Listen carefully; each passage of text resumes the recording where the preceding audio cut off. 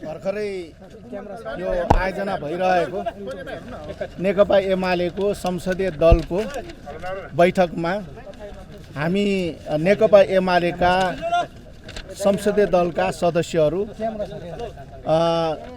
हाम्रा वरिष्ठ नेता माधव कुमार नेपाल र झलनाथ खनाल लगायतका 38 जना सांसदहरू सिंहदरबारको संसदीय दलको कार्यालयमा बैठक बसेर त्यहाँ चाहिँ नि हामी छलफल गरेर यो अहिले आयोजना भइरहेको बालुवाटारमा प्रधानमन्त्रीको जुन चाहिँ नि सरकारी कार्यालयमा निजी निवासमा आयोजना भइरहेको बैठकमा यो जुन आयोजना भइरहेको बैठकप्रति हामीले असहमति जाहेर गर्दै 5 बुँदामा हाम्रो असहमतिहरू हामीले यहाँ पेश गरेका छौँ र यसमा 38 जना सांसदहरूले हस्ताक्षर गर्नुभएको छ र प्रधानमन्त्री तथा हाम्रो चाहिँ नि दलका नेता सम्माननीय प्रधानमन्त्रीज्यूलाई हामीले यो पत्र त्यहाँ चाहिँ नि पेश गरेका छौँ। 38 जना सांसदको तर्फबाट यो बैठक आयोजना भइरहेको बैठक चाहिँ नि विधि सम्मत भएन, विधान सम्मत भएन र दलले गरिरहेका जुन निर्णयहरू विधि र विधान सम्मत भएन।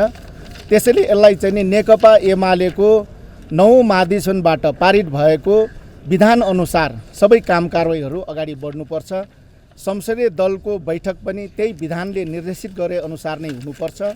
संसदीय दलको बोर्ड गठन गर्ने कुरा पहिलो कुरा हाम्रो चाहिँ नि 9 महाधिवेशनबाट पारित भएको विधानले व्यवस्था गरे अनुसार केन्द्रीय कमिटीले त्यसलाई चाहिँ नि अनुमोदन गर्नुपर्छ। अनुमोदन गरिसकेपछि मात्र यो संसदीय दलको नियमावली विधान र चाहिँ नि संसदीय बोर्डहरू बनाउने एउटा चाहिँ नि व्यवस्थाहरू छ। यी कुराहरू हामीले उल्लेख गर्दै आफ्ना असहमतिहरू जाहेर गरेका छौँ र यस्तो खालको चाहिँ नि दलको बैठक मूलतः चाहिँ नि यो हाम्रो संसदीय दलको कार्यालय र संसद भवनमा आयोजना गर्नुपर्छ भन्ने कुरा पनि हामीले राखेका छौँ। यसरी 5 वटा बुँदामा हामीले यहाँ चाहिँ नि उल्लेख गरेर असहमति जाहेर गरेका छौँ र अदालतको फैसलापछि नेकपा एमाले जुन पुनर्जीवित भएको छ र यो नेकपा एमाले यो 9 महाधिवेशनबाट निर्वाचित भएको केन्द्रीय कमिटीको बैठक हुनुपर्छ र केन्द्रदेखि चाहिँ नि स्थानीय तहसम्म नै पुनर्स्थापित जुन चाहिँ नि गरिएको छ त्यही अनुसार नै काम कारबाहीहरू अगाडि बढ्नुपर्छ भन्ने कुराहरू हामीले स्पष्ट रूपमा राखेका छौँ र यो 5 बुँदामा पनि असहमति हामीले जुन चाहिँ नि आफ्ना रायहरू सुझावहरू असहमतिहरू र विधि र विधान सम्मत ढङ्गबाट हुनुपर्छ भन्ने कुराहरू नै राखेका छौँ। त्यसो भएको हुनाले आगामी अबका दिनहरूमा संसदीय दलको बैठक पनि यो चाहिँ नि निजी यो चाहिँ नि कार्यालयमा होइन संसदीय दलको कार्यालय र चाहिँ नि संसद भवनमा नै आयोजना हुनुपर्छ भन्ने कुरा समेत हामीले स्पष्ट रूपमा त्यहाँ चाहिँ नि उल्लेख गरेका छौँ। हामी यहाँ 3 जना आएका छौँ। हाम्रो माननीय सोमप्रसाद पाण्डे, माननीय यज्ञ प्रसाद सुनवार र म जीवनराम श्रेष्ठ। हामी 3 जना यहाँ चाहिँ नि यो जुन पत्र तयार गरेर हाम्रा सुझावहरू र असहमतिहरू सहित पेश गर्न आएका थियौँ। संघीय संसदीय दलका नेता तथा सम्माननीय प्रधानमन्त्री केपी शर्मा ओलीज्यू, संघीय संसदीय दलको कार्यालय नेपाल कम्युनिस्ट पार्टी एमाले सिंहदरबार काठमाडौँ। विषय बैठक तथा निर्णय विधान र विधि सम्मत हुनुपर्ने। महोदय, नेपाल कम्युनिस्ट पार्टी एमालेको संसदीय दलको बैठक आयोजना गर्ने सन्दर्भमा निम्नलिखित तथ्यतर्फ ध्यानाकर्षण गराउँदै सोही अनुरूप गर्न हुन अनुरोध छ। 1. नेपाल कम्युनिस्ट पार्टी एमालेको 2071 सालमा सम्पन्न 9औं राष्ट्रिय महाधिवेशनबाट पारित विधानको धारा 43 क 2 मा संविधान सभा संसदीय दलले आफ्नो विधान र नियमावली निर्माण गरी केन्द्रीय कमिटीबाट अनुमोदन गराउने छ र सो अनुरूप कार्य गर्ने छ भन्ने स्पष्ट व्यवस्था छ। यस्तो व्यवस्थाको विपरीत संसदीय दलको विधान नबनाई र केन्द्रीय कमिटीको बैठकबाट पारित नै नभई आफू खुसी संसदीय दलको बोर्ड गठन गर्ने कार्य पार्टी विधान विपरीत छ र कानुन सम्मत छैन। यसरी विधान र विधिको उल्लङ्घन गरी अघि बढाउन खोज्ने कुनै पनि कार्यलाई प्रोत्साहित गर्न अनुचित हुन्छ। 2. नेपाल कम्युनिस्ट पार्टी एमालेको विधानको धारा 43 ख को 4 बमोजिम संसदीय दल तथा बोर्डको काम कर्तव्य र अधिकार दलको विधान र नियमावली बमोजिम हुने कुरा स्पष्ट उल्लेख छ। संसदीय दलको विधान विधिवत निर्माण भई विधानको कार्यान्वयनका लागि आवश्यक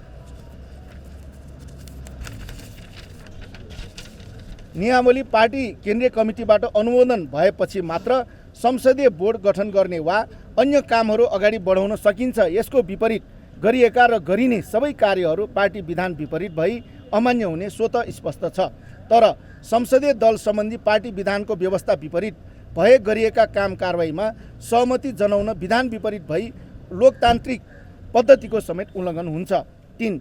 सर्वोच्च अदालतको फैसला पश्चात पार्टी विधानको धारा 14 क र ख को 1, 2, 3 बमोजिम राष्ट्रिय महाधिवेशनबाट निर्वाचित तथा केन्द्रीय कमिटीको कुल सदस्य सङ्ख्याको 10% भन्दा बढी नहुने गरी मनोनित भई कायम भएका केन्द्रीय कमिटीका सदस्यहरूको उपस्थितिमा सो कमिटीको बैठक बसी आवश्यक निर्णय गरिनुपर्ने कुरा स्पष्ट छ।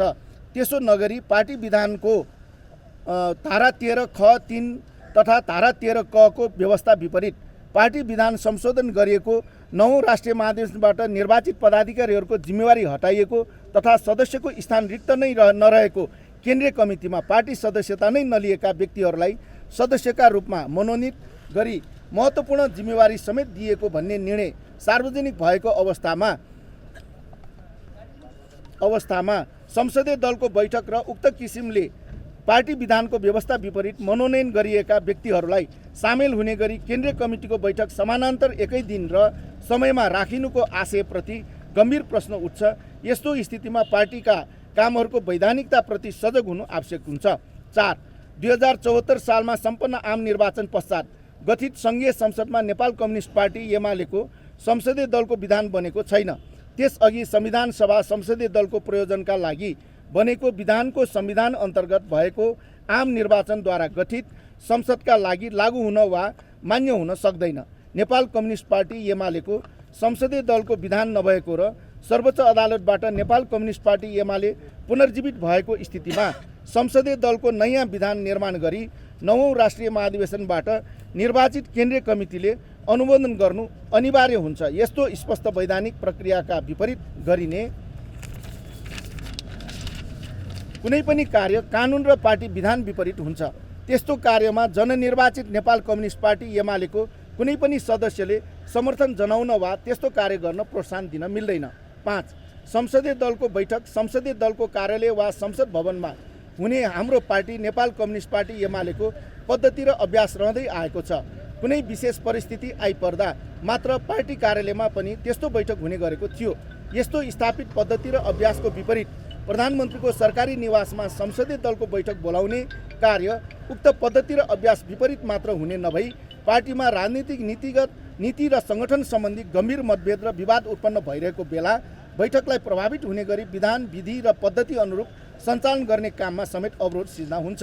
हामी विधान विधि पद्धति प्रक्रिया र स्थापित अभ्यास अनुरूप आयोजना हुने सङ्घीय संसदीय दलको बैठकमा उपस्थित भई नेपाल कम्युनिस्ट पार्टी एमालेलाई सङ्घीय संसदमा एकताबद्ध रूपमा अघि बढाउन कटिबद्ध छौँ।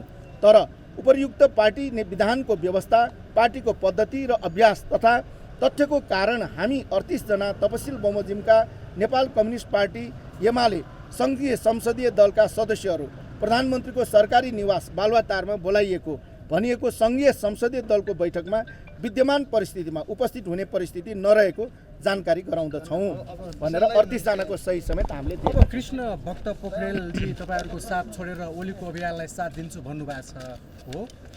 त्यो मलाई थाहा भएन। अघि हामीसँगै उहाँ हुनुहुन्थ्यो, छलफलमा पनि उहाँ सहभागी हुनुहुन्थ्यो। थप कुराहरू मलाई चाहिँ नि जानकारी प्रतिक्रिया के छ? उहाँले अब प्रधानमन्त्रीज्यूले यो चाहिँ नि उहाँले लिनुभयो र हाम्रो माननीय सोमपाण्डेज्यूले उहाँको हातमै यो चाहिँ नि हस्तान्तरण गर्नुभयो। हामीले उहाँलाई सम्बोधन गरेर पत्रको 5वटा बुँदाका असहमतिहरू हामी यसरी सिंहदरबारमा बसेर छलफल गरेर 38 जना सांसदहरूले राय सुझाव सहितको आफ्नो असहमति चाहिँ नि हामीले यहाँ जाहेर गरेका छौँ, लिखित रूपमा ल्याएका छौँ। यो यहाँ हामी चाहिँ नि पेश गर्न चाहन्छौँ भन्ने कुरा चाहिँ हुन्छ, यहाँ हामीलाई चाहिँ नि दिनुहोस् भनेर उहाँले आफ्नै हातले उहाँले चाहिँ नि लिनुभएको छ। हुनुहुन्न।